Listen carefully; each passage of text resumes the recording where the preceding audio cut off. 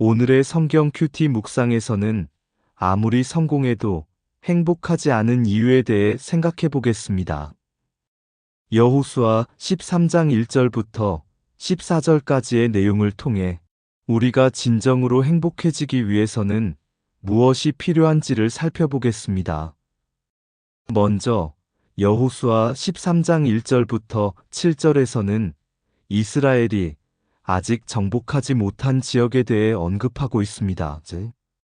이 구절들은 우리가 성공의 기준을 어디에 두고 있는지를 다시 한번 생각하게 만듭니다. 성공은 단순히 목표를 달성하는 것이 아니라 그 과정에서 하나님과의 관계를 잊지 않는 것이 중요하다는 것입니다.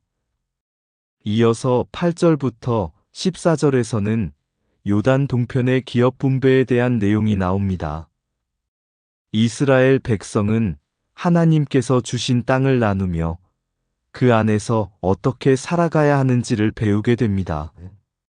그러나 이러한 분배가 끝난 후에도 그들이 진정으로 행복할 수 있는지는 또 다른 문제입니다. 이러한 맥락에서 내 나이가 어때서? 라는 질문은 우리의 나이나 성취가 진정한 행복과 어떤 관계가 있는지를 되새기게 합니다. 나이가 많거나 적거나 성공의 크기와 상관없이 진정한 행복은 하나님과의 관계에서 비롯된다는 것을 깨달아야 합니다. 이제 이러한 관점에서 우리가 진정으로 행복할 수 있는 방법에 대해 구체적으로 살펴보겠습니다. 하나님께서는 왜 여호수아 때에 아직 정복하지 못한 땅이 남아있게 하셨을까요? 오늘의 말씀을 통해 여러 가지를 생각해 볼 수 있습니다. 먼저, 하나님은 독재자가 아닙니다. 하나님은 우리의 능력과 현황에 맞춰서 동행하십니다. 여호수아의 상태를 고려하신 하나님은 정복의 일을 멈추게 하셨습니다. 만약 정복만 했다면 이스라엘 백성은 회복할 기회를 갖지 못하고 황폐화된 상태가 되었을 것입니다. 이는 단순히 땅을 차지하는 것이 아니라 백성들이 정신적, 영적으로도 성장할 수 있는 기회를 제공하는 것이었습니다. 이런 맥락에서 만약 모든 지역을 정복했다고 가정해 보겠습니다. 그렇다면 이스라엘 백성은 아직 충분히 하나님 말씀에 훈련되지 않은 상태에서 쉽게 해이해질 수 있습니다. 마치 다리를 건널 때 다리가 튼튼하지 않은데도 불구하고 모든 짐을 실어 나르려 한다면 언제 무너질지 모르는 위험한 상황이 발생할 것입니다. 이처럼 하나님은 이스라엘이 영적으로 성숙할 수 있는 시간을 주신 것입니다. 그들은 땅을 정복하는 것뿐만 아니라 하나님과의 관계를 더욱 깊이 있게 만들어 나가야 했습니다. 이제 이러한 배경을 바탕으로 하나님이 우리에게 주시는 교훈과 그 의미를 구체적으로 살펴보겠습니다. 하나님께서는 정착을 함과 동시에 하나님과 동행하는 훈련을 위해서라도 정복의 일이 남아있던 것입니다. 이 모든 정황을 하나하나 살펴보면 하나님께서는 한 가지 상황에도 중첩된 의미를 부여하신다는 것을 알 수 있습니다. 즉, 한 가지 일에 대해 다중적인 일을 진행하신다는 것이죠. 예를 들어, 한 명의 학생이 수업을 듣는다고 할 때, 그 학생은 단순히 지식을 얻는 것뿐만 아니라 인내심, 협동심, 그리고 자기 관리의 중요성을 배우게 됩니다. 마찬가지로 이스라엘 백성이 정복의 과정을 통해 하나님과의 관계를 깊이 있게 다져가는 것도 이러한 훈련의 일환입니다. 사실 더 깊이 공부해 보면 더 많은 하나님의 섭리를 발견할 수 있습니다. 하나님은 우리가 예상하지 못한 방식으로 일하시며 그 속에서 놀라운 진리를 가르쳐 주십니다. 우리가 하나님을 알 수 있는 방법은 바로 이러한 하나님이 역사하시는 모습을 통해서만 가능하다는 점도 기억해야 합니다. 이제 이러한 관점에서 하나님께서 우리 삶 속에서 어떻게 역사하시고 우리가 그 역사 속에서 어떤 의미를 발견할 수 있는지를 구체적으로 살펴보겠습니다. 마지막으로 레위 지파에 대해서 이야기해 보겠습니다. 하나님께서는 레위 지파에게 기업을 주지 않으셨습니다. 대신 그들에게 화제물을 기업으로 삼아 주셨죠. 이는 매우 중요한 의미를 지니고 있습니다. 레위 지파는 이스라엘의 제사장 역할을 맡고 있습니다. 그래서 그들은 하나님을 위한 봉사를 하는 데 집중해야 했습니다. 땅을 경작하며 지내기에는 그들에게 어려움이 있었을 것입니다. 즉, 하나님은 그들이 온전한 봉사를 할 수 있도록 배려해 주신 것입니다. 여기서 우리는 하나님께서 지파의 상황에 맞춰 분배를 해주신 것을 볼 수 있습니다. 하나님은 각자의 상황과 필요를 고려하여 공의롭고 정의롭게 보살펴 주십니다. 마치 한 선생님이 학생들의 개별적인 필요를 이해하고 그에 맞춰 수업을 진행하는 것처럼 말이죠. 이러한 모습은 하나님이 우리 각자의 삶 속에서도 어떻게 역사하시는지를 보여줍니다.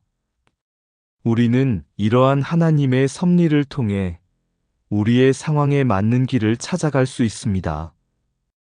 이제 이러한 맥락에서 하나님이 우리에게 주시는 가르침과 그 의미를 구체적으로 살펴보겠습니다. 중요한 것은 여호수아가 모든 일에 있어서 전적으로 하나님께 의지하며 진행한다는 점입니다. 여호수아의 모습은 마치 다윗을 떠올리게 합니다. 다윗도 하나님께 전적으로 의지하며 기도로 하나님의 뜻을 물어보는 장면이 많이 등장하죠. 만약 여호수아가 스스로 건강하고 일을 더 할 수 있다고 생각했다면 욕심을 부렸을 것입니다. 그러나 그의 의중과 생각은 그런 방향으로 흐르지 않았습니다. 여호수아는 하나님께서 그를 어떻게 이끄시는지를 잘 알고 있었기 때문입니다. 오직 하나님께서 여호수아가 나이가 많아 늙었다고 말씀하시며 분배의 일을 맡기셨습니다. 이는 하나님이 여호수아의 상황을 고려하여 그에게 적절한 역할을 주신 것입니다. 마치 한 감독이 선수들의 기량과 상황을 보고 포지션을 정하는 것처럼 말이죠. 이런 모습은 우리에게도 중요한 교훈을 줍니다. 우리가 어떤 일을 할 때 자신의 힘이나 능력을 과신하기보다는 하나님께 의지하는 것이 얼마나 중요한지를 깨닫게 해줍니다. 이제 이러한 관점에서 하나님께 의지하는 삶이 무엇인지 구체적으로 살펴보겠습니다. 성공의 연속에 있을 때 인간은 교만해지기 쉽습니다.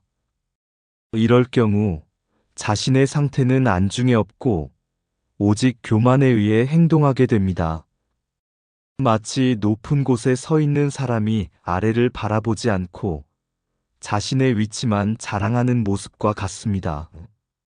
이런 상황에서는 우리의 생각과 감정에 빠져서는 안 됩니다. 교만은 하나님을 잊게 만듭니다.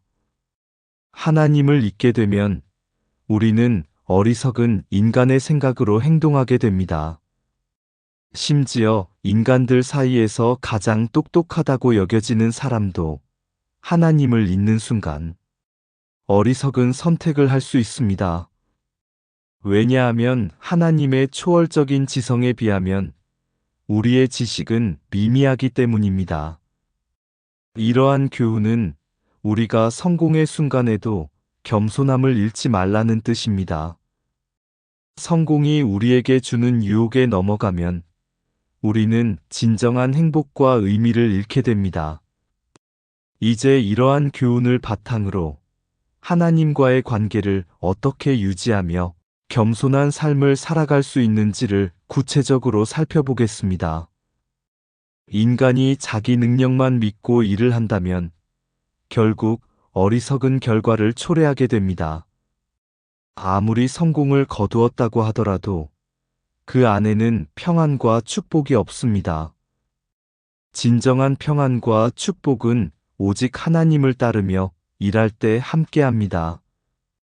예를 들어, 만약 레위 지파가 땅을 받지 않아서 억울해했다면 그들은 공동체의 균형과 조화를 깨뜨리는 생각을 하게 되는 것입니다. 하나님의 뜻과 의를 모두 이해하지 못할 수도 있지만, 그럼에도 불구하고 하나님을 전적으로 신뢰하고 나아가는 것이 중요합니다. 이런 신뢰는 마치 불확실한 날씨 속에서도 길을 걷는 것과 같습니다. 비가 오거나 바람이 불어도 우리는 목적지를 향해 나아갈 수 있습니다. 이해가 안 되고 어려운 상황에서도 하나님을 의지하며 나아가는 것이 진정한 지혜와 힘이 되는 것입니다.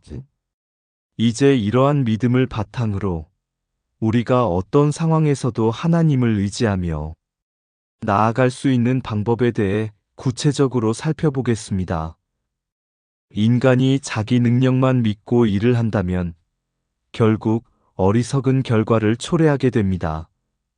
아무리 성공을 거두었다고 하더라도 그 안에는 평안과 축복이 없습니다. 진정한 평안과 축복은 오직 하나님을 따르며 일할 때 함께합니다. 예를 들어, 만약 레위 지파가 땅을 받지 않아서 억울해했다면 그들은 공동체의 균형과 조화를 깨뜨리는 생각을 하게 되는 것입니다. 하나님의 뜻과 의를 모두 이해하지 못할 수도 있지만, 그럼에도 불구하고 하나님을 전적으로 신뢰하고 나아가는 것이 중요합니다. 이런 신뢰는 마치 불확실한 날씨 속에서도 길을 걷는 것과 같습니다. 비가 오거나 바람이 불어도 우리는 목적지를 향해 나아갈 수 있습니다. 이해가 안 되고 어려운 상황에서도 하나님을 의지하며 나아가는 것이 진정한 지혜와 힘이 되는 것입니다. 이제 이러한 믿음을 바탕으로 우리가 어떤 상황에서도 하나님을 의지하며 나아갈 수 있는 방법에 대해 구체적으로 살펴보겠습니다. 그리고 마지막으로 이 모든 내용을 기도로 마무리하겠습니다. 공의와 사랑으로 우리를 이끄시는 하나님을 찬양합니다. 오늘도 귀한 말씀으로 깨닫게 해주심에 감사합니다. 저 또한 저의 능력으로 성공을 향했습니다. 또한 주어진 결과도 저의 능력으로 된 것이라고 생각했습니다. 이런 저의 교만과 오만을 불쌍히 여기사 하나님의 뜻과 의를 보게 하소서. 우리가 우리의 능력과 성공만 따르기보다 하나님의 뜻과 의를 따르게 하시옵소서. 인간의 능력이 아무리 뛰어난다고 해도 하나님 앞에선 아무것도 아님을 깨닫게 하소서. 하나님께 순종하며 나아가는 삶이 우리에게 가장 큰 축복과 행복임을 알게 하소서. 오늘도 우리의 기도를 들어주셔서 감사합니다. 아멘.